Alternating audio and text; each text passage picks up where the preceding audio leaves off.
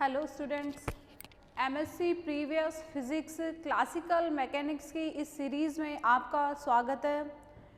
आज के इस लेक्चर में अपन डिस्कस करेंगे, आज का जो अपना टॉपिक है वो है Lagrange equation of motion for a non holonomic system.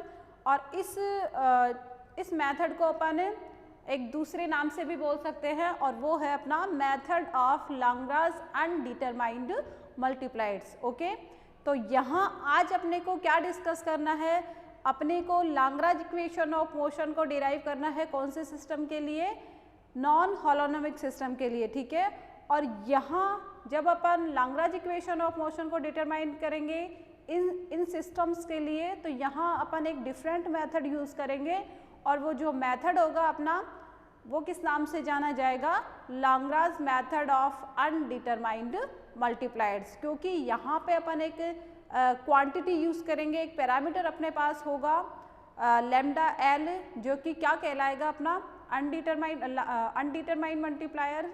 और उसी के कारण ये जो अपना मेथड है वो किस नाम से लिखा गया है यहाँ पे, method of Lagrange undetermined multiplier. तो देखिए स्टूडेंट्स, स्टार्ट करते हैं आज का अपना वीडियो। टॉपिक को एक बार आप देख लीजिए, नोट डाउन करना है तो लिख लीजिए आप अपनी नोटबुक में। तो देखिए यहाँ आज अपने को डिस्कस करना है Lagrange method of undetermined multipliers.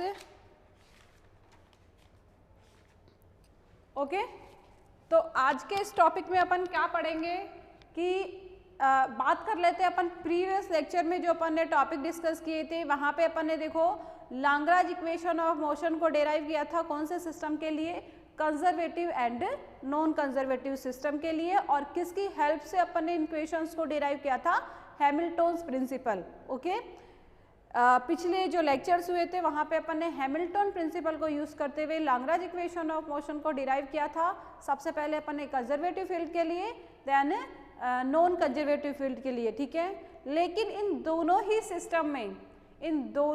System में अपने पास एक चीज़ कॉमन थी और वो थी कि सिस्टम कंजर्वेटिव या नॉन कंजर्वेटिव होने के साथ साथ कैसा था, हॉलोनोमिक था। ठीक है, कि यहाँ जो सिस्टम अपन यूज़ करते हुए चल रहे थे वो सिस्टम अपना कौन सा था, कंजर्वेटिव या नॉन कंजर्वेटिव भी अपन लिख सकते हैं, और साथ ही साथ हॉलोनोमिक सिस्टम था। और हॉलोनोमिक सिस्टम की जब अपन बात करते हैं तो हॉलोनोमिक सिस्टम के लिए जो जनरलाइज कोऑर्डिनेट अपने होते हैं, जनरलाइज कोऑर्डिनेट वो एक दूसरे से इंडिपेंडेंट होते हैं। और इंडिपेंडेंट होने के कारण ही जो लास्ट अपना स्टेप था, लास्ट स्टेप में अपन जहाँ अपना इंटीग्रल वहाँ पे 0 आ रहा था, वहाँ पे अपन ने जो लाइन यूज़ की थी कि generalize coordinates, all generalize coordinate are independent to each other. So जो इंटीग्रल अपना 0 हो रहा था वो इंटीग्रल 0 कब होगा, जब अपन वहाँ जो कोफिशिएंट था उसको इक्वल टू 0 कर दे। ठीक है, ये लाइन अपन वहाँ पे यूज़ कर रहे थे। तो क्योंकि वहाँ पे सिस्टम कैसा था, अपना हॉलोनोमिक सिस्टम था। आज जो यहाँ पे अपन बात करने वाले हैं, जो अपन लाग्रांज इक्वेशन को डिराइव करने वाले हैं कैसे सिस्टम के लिए, नॉन हॉलोनोमिक सिस्टम के लिए। तो यहाँ पे जब अपने पास सिस्टम के लिए जो जनरलाइज कोऑर्डिनेट अपन यूज़ करते हैं, जब वो एक दूसरे से इंडिपेंडेंट नहीं है, तो जो कंडीशन अपन वहाँ पे यूज़ कर रहे थे कि अपन कोफिशिएंट्स को इक्वल्स टू 0 रख के और फाइनली लाग्रांज इक्वेशन को डिराइव कर रहे थे, वो कंडीशन आप यहाँ पे यूज़ नहीं कर सकते।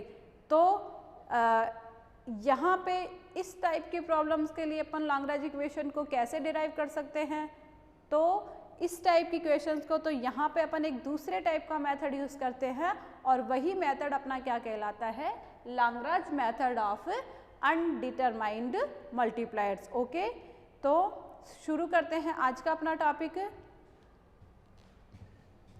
सबसे पहले तो ये अपने पास हेडिंग की बात हो गई।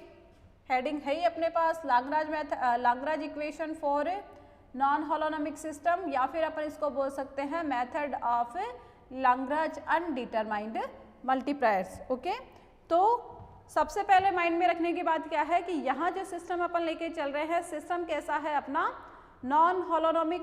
तो देखिए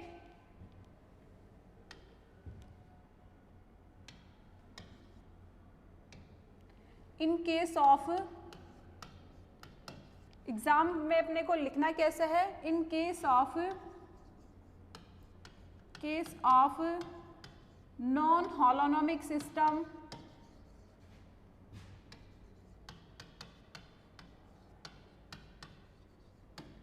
in case of non-holonomic system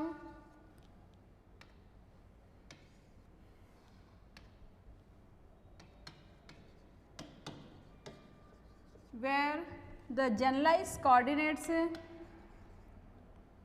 where the generalized displacement अपन लिख सकते हैं, where the generalized displacement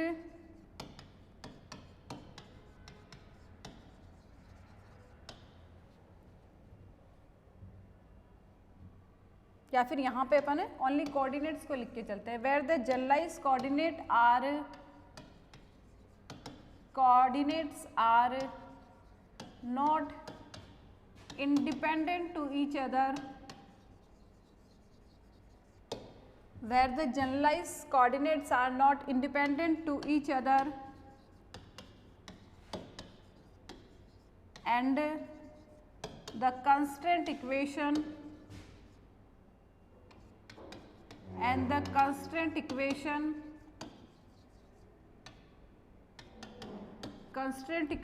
can be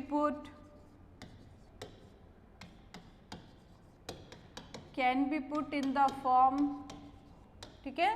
कहने का मतलब क्या है, क्या लिखा है यहाँ पे कि बात करते हैं अपन नॉन हॉलोनोमिक सिस्टम की, और नॉन हॉलोनोमिक सिस्टम में क्या होता है अपने पास कि जो जनरलाइज्ड कोऑर्डिनेट अपने पास होते हैं वो एक दूसरे से इंडिपेंडेंट नहीं होते हैं। तो जब जनरलाइज्ड कोऑर्डिनेट एक दूसरे से इंडिपेंडेंट नहीं होंगे, ठीक है, एक दूसरे से रिलेटेड होंगे, तो वहाँ इस टाइप की प्रॉब्लम्स को सॉल्व करना अपने लिए क्या हो जाएगा, थोड़ा सा डिफ़िकल्ट हो जाएगा। क्योंकि जब पहले जब अपन नॉर्मली हॉलोनोमिक सिस्टम के लिए अपन क्या कर रहे थे, सिस्टम को सॉल्व कर रहे थे, तो वहाँ जो अपने पास क्या हो रही थी, जितनी कंस्टेंट हो रही थी, कंस्टेंट वाले कोऑर्डिनेट्स अपने पास क्या हो रहे थे, उनको अपन हटा लेते थे, और बचे हुए जो कोऑर्डिनेट्स होते हैं जिनको अपन जनरलाइज्ड कोऑर्डिनेट बोल रहे थे, उनके लिए इक्वेशन ऑफ मोशन को राइट डाउन करके और वहाँ पे अपन सिस्टम को सॉल्व कर रहे थे। लेकिन यहाँ पे जब सारे कोऑर्डिनेट्स एक दूसरे पे डिपेंडेंट है, तो वहाँ पे कंस्टेंट वाले कोऑर्डिनेट्स को हटाना अपने लिए थोड़ा सा हार्ड हो जाता है। तो इस टाइप के सिस्टम के लिए अपन लैग्रेंज इक्वेशन ऑफ मोशन कैसे फाइंड करेंगे, तो वहाँ अपने पास एक नया मेथड आएगा, और वही मेथड अपना क्या कहलाएगा, Lagrange method of undetermined multipliers. देखिए, तो यहाँ पे अपन ने लिखा है कि ऐसे ही सिस्टम्स के लिए जो अपने पास नॉन हॉलोनोमिक सिस्टम है, उनके लिए जो कंस्टेंट इक्वेशन की जो कंस्टेंट इक्वेशन का जो फॉर्म होगा वो किस तरीके से लिखा जाएगा। यहाँ पे कंस्टेंट इक्वेशन अपने लिखी जाती है ALK DQK plus ALT DT equal to 0, ठीक है। उन सिस्टम्स की बात कर रहे हैं वहाँ जहाँ पे जनरलाइज्ड कोऑर्डिनेट एक दूसरे से इंडिपेंडेंट नहीं है। साथ ही साथ बात करें अपन कंस्टेंट इक्वेशन की, तो कंस्टेंट इक्वेशन की फॉर्म यहाँ पे इस तरीके से लिखी जाती है, ठीक है। यहाँ जो अपन ने ALK और ALT लिखा है ये जस्ट कोफिशिएंट्स है ना। तो DQK किसको रिप्रेजेंट कर रहा है, DQK अपने डिस्प्लेसमेंट को रिप्रेजेंट कर रहा है, और DT टाइम में चेंज को। तो यहाँ ये जो इक्वेशंस है, इक्वेशंस यहाँ पे जो वेरिएशन अपने पास आया है, ये जो समेशन है, समेशन किसके रेस्पेक्ट में है, L के रेस्पेक्ट में है। दैट इज ये जो इक्वेशन है अपने पास, इक्वेशन किसी सिस्टम के लिए एक भी हो सकती है, दो भी हो सकती है, या फिर उससे ज़्यादा भी हो सकती है, ठीक है। तो वेरिएशन में बात करें अपन L के वेरिएशन की, तो यहाँ जो L का वेरिएशन होगा, L की वैल्यू कहाँ से कहाँ तक हो सकती है, 1 to स्मॉल m तक। दैट इज़ यहाँ पे अपन कहना चाह रहे हैं कि ये जो पर्टिकुलर सिस्टम अपन यहाँ पे जिस सिस्टम की अपन बात कर रहे हैं, माना वहाँ पे इस तरीके की कांस्टेंट इक्वेशन कितनी है, 1 to स्मॉल m है। ओके, तो ये तो अपने पास कांस्टेंट इक्वेशन की बात हो गई जो कि अपने पास सिस्टम के लिए डिफाइन है। दूसरी बात करते हैं कि यदि इस सिस्टम के लिए अपन वर्चुअल डिस्प्लेसमेंट को डिफाइन करें, तो in the del variation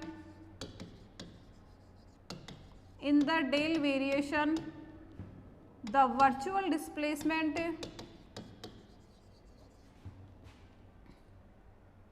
virtual displacement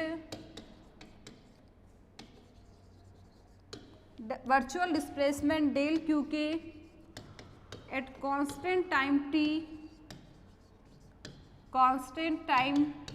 t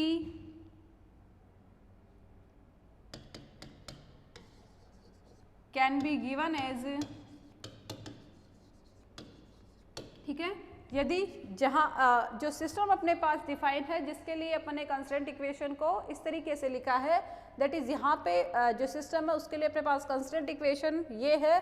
तो यदि इसी सिस्टम के लिए अपन वर्चुअल डिस्प्लेसमेंट को डिफाइन करें, डेल क्यूके को डिफाइन करें, तो वर्चुअल डिस्प्लेसमेंट की फॉर्म अपने पास कैसे आती है, समेशन ए एल के डेल क्यूके इक्वल्स टू 0, क्योंकि जो अपना डेल वेरिएशन होता है, वर्चुअल डिस्प्लेसमेंट जो होता है, वहाँ अपन टाइम को क्या रखते हैं, कांस्टेंट रखते हैं। यहाँ पे अपन ने लिखा भी है कि वर्चुअल डिस्प्लेसमेंट जो अपना डिफाइन होता है वो कांस्टेंट टाइम टी पे डिफाइन होता है, दैट इज वहाँ पे टाइम में किसी तरीके का कोई चेंज नहीं होता है। डेल टी को अपन 0 लेते हैं, केवल और केवल चेंज किस में होता है अपने पास है, इन कोऑर्डिनेट्स में। ओके, तो ये अपने पास क्या हो गया, वर्चुअल डिस्प्लेसमेंट की फॉर्म आ गई। तो देखिए यहाँ अपने पास ये कांस्टेंट इक्वेशन बन गई, यहाँ पे अपने वर्चुअल, ये अपना टोटल डिस्प्लेसमेंट था, ये अपना वर्चुअल डिस्प्लेसमेंट, तो ये अपने पास किसकी फॉर्म आई है, कांस्टेंट इक्वेशन। ओके, तो इस टाइप की जो इस टाइप के सिस्टम जहाँ पे कांस्टेंट इक्वेशन अपनी इस फॉर्म में होती है, इनको सॉल्व करने के लिए अपन एक मेथड यूज़ करते हैं। तो नॉर्मली यदि अपने पास कांस्टेंट इक्वेशन जिसमें सारे डेल क्यू के क्या है, एक दूसरे पे डिपेंडेंट है, उस सिस्टम के लिए लाग्रांज इक्वेशन ऑफ मोशन को फाइंड करने के लिए जो अपना मेथड होगा, वही मेथड अपना क्या है, Lagrange method of undetermined multipliers. तो देखिए यहाँ पे अपन क्या कर रहे हैं, इस सिस्टम के लिए जो कि डिफाइन है इस इक्वेशन के द्वारा, यहाँ अपन एक अनडिटरमाइंड क्वांटिटी डिफाइन कर रहे हैं, लैम्डा एल, जो कि किससे मल्टीप्लाई होगी, इन सभी कांस्टेंट इक्वेशन से क्या हो जाएगी, मल्टीप्लाई हो जाएगी। तो देखिए क्या काम करना है अपने को, to solve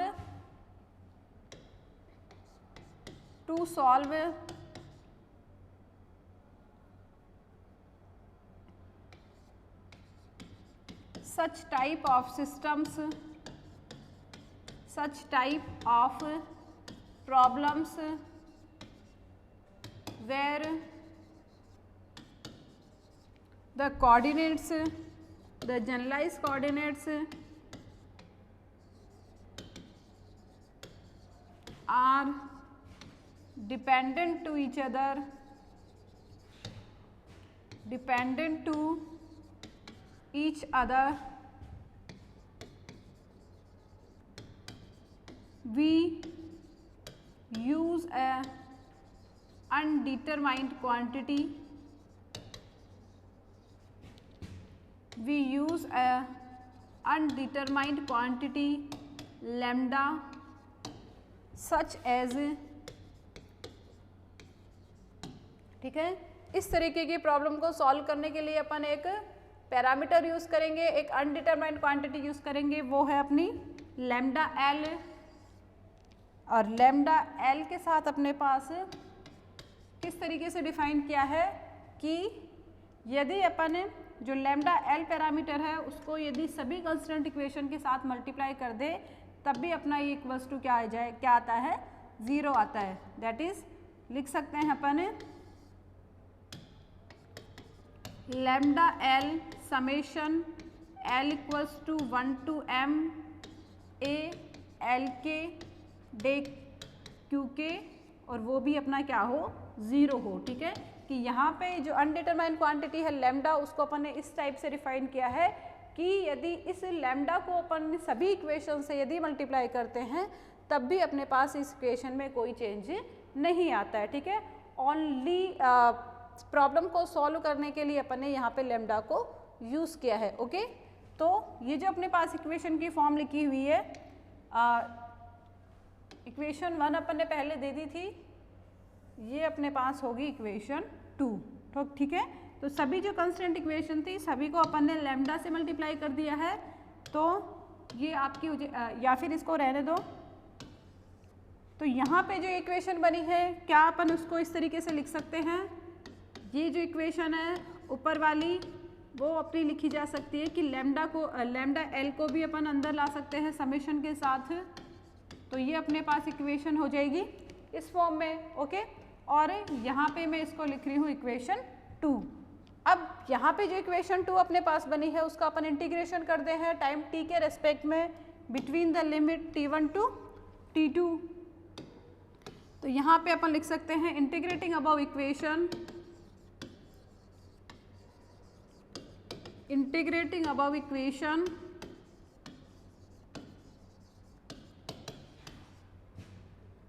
between from time t1 to t2,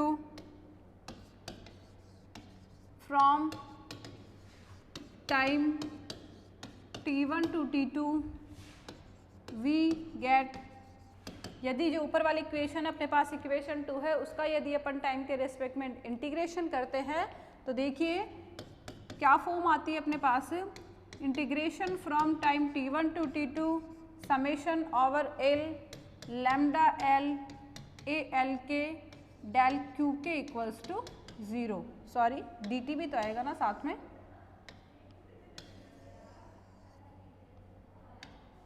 dt equal to 0। Okay, और ये जो अपने पास इक्वेशन बनेगी इसको अपन लिखेंगे इक्वेशन 3। ठीक है, अब चूंकि अपने को काम क्या करना है, लाग्रांज इक्वेशन ऑफ मोशन को डिराइव करना है, तो नेक्स्ट अपन किसको यूज करेंगे, हैमिल्टन प्रिंसिपल को। तो we know that Hamilton principle की फॉर्म अपन जानते हैं, we know that from Hamilton's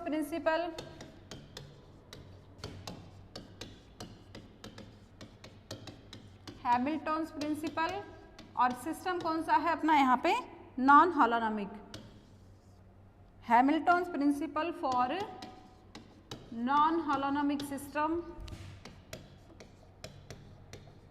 non holonomic system.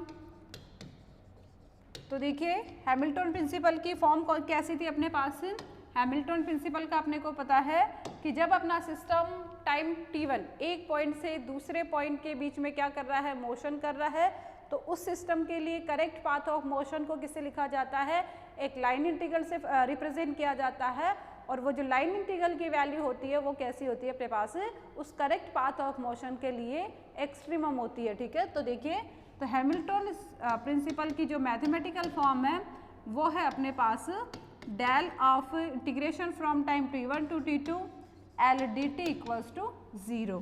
ठीक है, तो यहाँ पे जो अपना लाग्रांजियन है, लाग्रांजियन किस किस का फंक्शन है, जनरलाइज कोऑर्डिनेट का, जनरलाइज वेलोसिटी का एंड टाइम t का। और बात करें टाइम की, टाइम पर डिपेंडेंस की, तो जो अपना लाग्रांजियन है वो टाइम t पर एक्सप्लिसिटली डिपेंड नहीं करता है, तो यहाँ पे जो del L upon del t आएगा वो 0 आ जाएगा। तो इस L पे यदि अपन डेल को ऑपरेट करते हैं, by the del variation we can write, by the del variation we can write, ठीक है, ये जो L है, L किस किस का फंक्शन है, generalise coordinate, generalise velocity and time t का। तो जब इस L पे अपन डेल को ऑपरेट करते हैं तो अपने पास इक्वेशन की फॉर्म किस तरीके से आती है, integration from time t1 to t2, del को यदि आप ऑपरेट करोगे तो ये अपना आ जाएगा, देखिए समेशन लगेगा सबसे पहले अपने पास, और वो समेशन है सारे जनरलाइज कोऑर्डिनेट के लिए, तो इसको अपन लिखेंगे समेशन k, और k की वैल्यू कहाँ से कहाँ तक हो सकती है, पूरे सिस्टम के लिए अपन हो सकती है, क्योंकि सिस्टम में अपने पास टोटल नंबर ऑफ पार्टिकल्स कितने हैं, कैपिटल N। ठीक है, तो जब अपने पास टोटल कैपिटल N पार्टिकल्स है तो जनरलाइज कोऑर्डिनेट की संख्या कितनी होगी अपने पास, स्मॉल n। तो यहाँ पे k किसके लिए आया है, नंबर ऑफ जनरलाइज कोऑर्डिनेट के लिए, तो k कहाँ से कहाँ तक वेरी कर सकता है अपना 1 to स्मॉल n तक। और जो लाग्रांज इक्वेशन, जो अपना L का जो डेल वेरिएशन होगा वो लिखा जाएगा partial L upon partial Q के minus d by d t of partial L upon partial Q के डॉट एंड डेल Q के dt इक्वल टू 0। ओके, तो ये अपने पास फॉर्म आ गई है del variation of Hamilton's principle. जो एल है, एल का अपन ने डेल वेरिएशन कर दिया और जो बाकी जो वैल्यू है अपने पास हैमिल्टन प्रिंसिपल में रख दी। और ये जो अपने पास इक्वेशन आई है, इस इक्वेशन को अपन लिखेंगे इक्वेशन 4, ठीक है। तो अब अपने को काम क्या करना है कि जो अपने पास इक्वेशन 3 आई थी, जो अपने पास इक्वेशन 3 आई थी, इक्वेशन 3 एंड इक्वेशन 4 को अपन क्या कर देंगे, ऐड कर देंगे। तो नेक्स्ट काम अपने को क्या करना है, इक्वेशन 3 को और इक्वेशन 4 को अपने को ऐड करना है। तो लिख सकते हैं अपन adding equation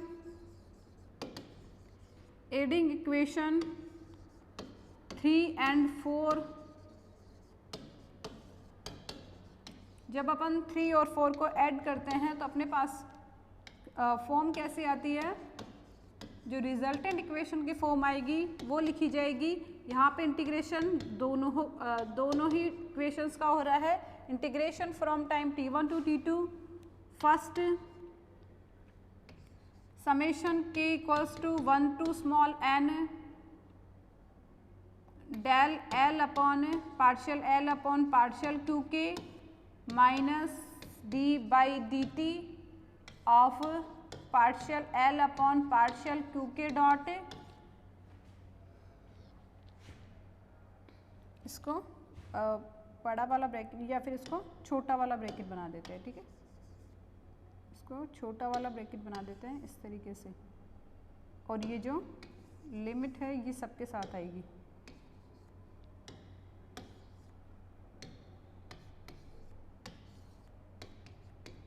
k is equal to 1 to n, और प्लस में देखो इक्वेशन 3 में अपने पास क्या है, इक्वेशन 3 में अपने पास है यहाँ पे देखिए, यहाँ पे l के रेस्पेक्ट में समेशन है, साथ ही साथ अपन ने यहाँ पे k भी यूज़ किया है। तो जो समेशन k है वो दोनों के लिए कॉमन आएगा। तो यहाँ पे अपन ने समेशन ओवर k को दोनों टर्म के लिए कॉमन ले लिया है, और यहाँ पे जो अपने पास इक्वेशन 3 से आएगा वो आएगा summation over l 1 to small l lambda l a l के और डेल क्यू के डी टी, जो कि अपने पास दोनों ही इक्वेशन में है, उसको अपन ने कॉमन लेके लिख दिया। ओके, तो इक्वेशन 3 और इक्वेशन 4 को ऐड करने पे जो रिजल्टेंट इक्वेशन अपने पास बनी है वो लिखी जाएगी इस तरीके से, ठीक है। और यहाँ ये जो इक्वेशन अपने पास बनी है जिसको अपन इक्वेशन 5 से रिप्रेजेंट कर रहे हैं, इक्वेशन 5 से अपन क्या कह सकते हैं कि यहाँ पे जो जनरलाइज कोऑर्डिनेट है वो सारे जनरलाइज कोऑर्डिनेट क्या है, एक दूसरे से इंडिपेंडेंट नहीं है, ठीक है। लेकिन देखिए टोटल जनरलाइज कोऑर्डिनेट अपने कहाँ से कहाँ तक वेरी कर रहे हैं, 1 टू स्मॉल n तक, ठीक है। तो यहाँ पे अपन लिख सकते हैं here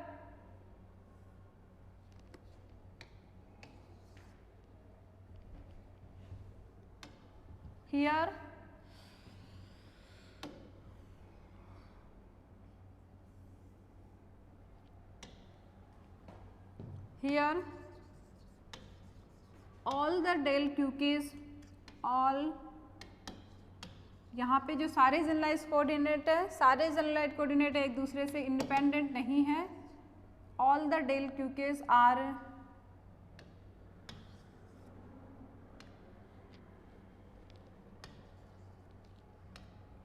are not independent to each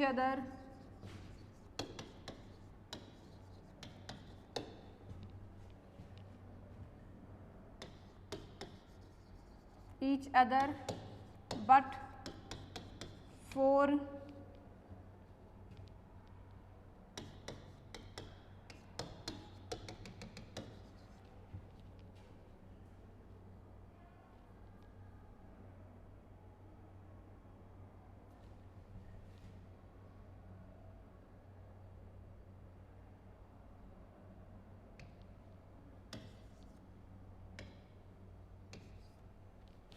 ठीक है। यहाँ पे इस इक्वेशन से अपन क्या कह सकते हैं कि यहाँ पे k की वैल्यू अपने पास कहाँ से कहाँ तक वेरी हो रही है, 1 टू स्मॉल n तक, ठीक है। तो यहाँ इस k की वैल्यूज को अपन दो पार्ट में इस तरीके से डिवाइड कर सकते हैं कि जो कंस्टेंट अपनी कहाँ तक लगी हुई है, 1 टू स्मॉल m तक लगी हुई है, दैट इज कि जहाँ जिन कोऑर्डिनेट्स के लिए अपनी कांस्टेंट लगी हुई है वो तो एक दूसरे से क्या होंगे, डिपेंडेंट होंगे, मतलब वो एक दूसरे से इंडिपेंडेंट नहीं है, तो उनके लिए अपन लैग्रेंज इक्वेशन को डिराइव नहीं कर सकते, दैट इज यहाँ पे इसको 0 नहीं रख सकते। लेकिन m के बाद में, स्मॉल m के बाद में जितने भी अपने पास जनरलाइज कोऑर्डिनेट बचते हैं स्मॉल n तक, उसके वो जनरलाइज कोऑर्डिनेट एक दूसरे से क्या होते हैं, इंडिपेंडेंट होते हैं, और वहाँ पे अपन इस ब्रैकेट वाली क्वांटिटी को इक्वल टू 0 लिख सकते हैं। ठीक है, दैट इज यहाँ पे k की जो टोटल वैल्यूज है कहाँ से कहाँ तक, 1 to स्मॉल n तक, उनको अपन किस तरीके से तोड़ सकते हैं कि जो अपनी वैल्यूज है k की कहाँ से कहाँ तक, 1 to स्मॉल m तक, ये तो कंस्टेंट हो जाएगी, और इसके बाद में जो अपने पास वैल्यूज आती है किसकी, जनरलाइज कोऑर्डिनेट की, वो एक दूसरे से इंडिपेंडेंट होने के कारण वहाँ पे अपन सिस्टम को कैसा बना देंगे, होलोनोमिक बना देंगे।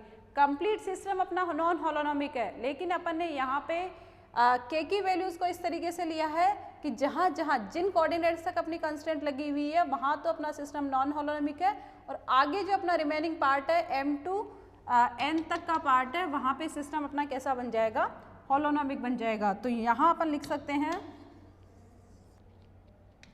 But for k equals to n values first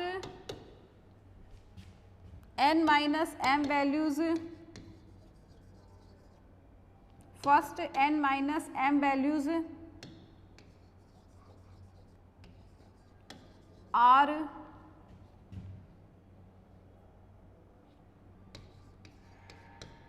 not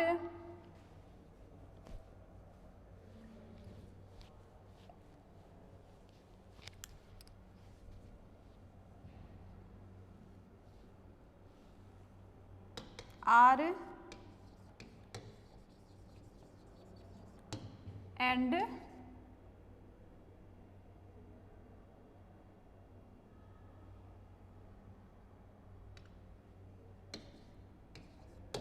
and last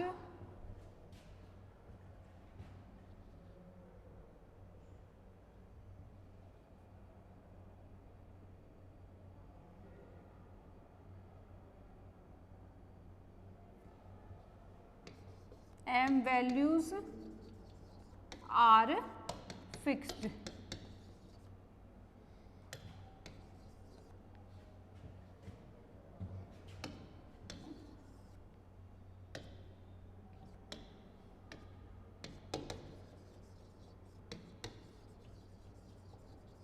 ठीक है, यहाँ पे अपन ने जो k अपना वेरी कर रहा है 1 to स्मॉल n तक, उनके दो पार्ट इस तरीके से अपन ने किए हैं कि उनमें से जो m वाली इक्वेशंस है जो कि कांस्टेंट है, इस इक्वेशन के द्वारा वो तो अपने पास इंडिपेंडेंट नहीं होती है, दैट इज वहाँ तो अपन लैग्रेंज इक्वेशन को डिराइव नहीं कर सकते, as a non holonomic system की जैसे काम करती है।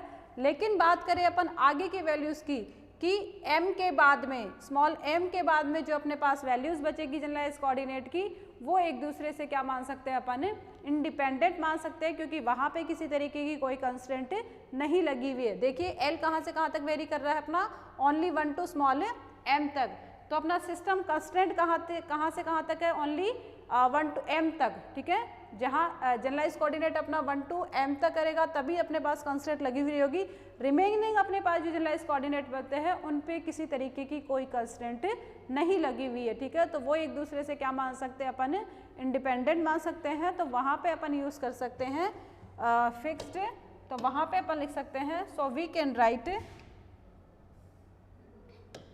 सो we can write summation over k n minus m plus 1 to small n partial L upon partial qk minus d by dt of partial L upon partial qk dot plus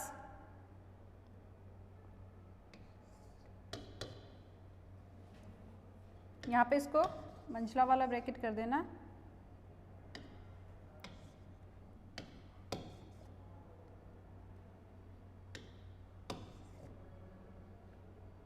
तो ये भी अपना वो वाला ब्रैकेट आ जाएगा, और ये बचेगा summation L lambda L A L के इक्वल्स टू 0, ठीक है। रिमेनिंग जो अपने पास टर्म बचेगी के लिए, जो कि कहाँ से कहाँ तक वेरी कर रही है, n minus M plus 1 to n तक, ठीक है। m तक की जो सारी थी वो एक दूसरे से फिक्स्ड थी, किससे कंस्टेंट थी, जो अपने पास कंस्टेंट इक्वेशन दी हुई थी उनको अपन ने हटा दिया है, क्योंकि वो as a non holonomic system की जैसे काम सिस्टम को कैसा कर रही थी, वो कंस्टेंट कर रही थी, ठीक है। तो वहाँ अपन ने उसको हटा दिया। उसके अलावा जितनी के की वैल्यूज़ है, जितने अपने पास जनरलाइज कोऑर्डिनेट है, उनको अपन ने माना है एक दूसरे से इंडिपेंडेंट।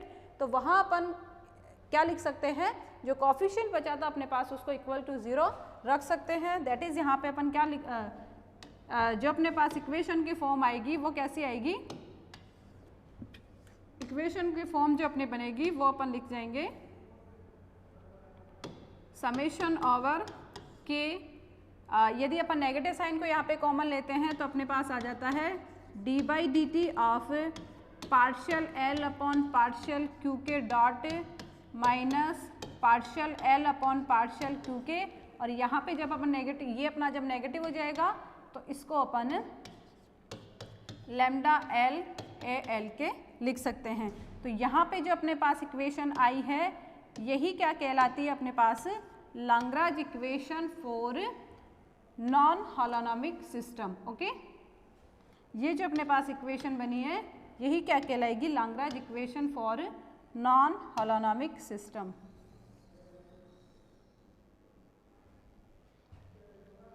ठीक है, तो यहाँ पे अपन क्या लिख सकते हैं, this equation is known as above equation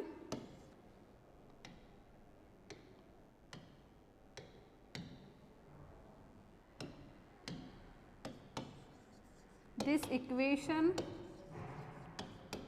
is known as Lagrange equation for non-holonomic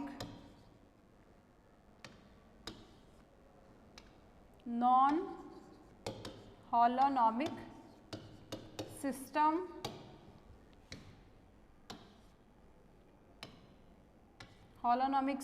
and this method and such type of matter and such type of method is known as Lagrange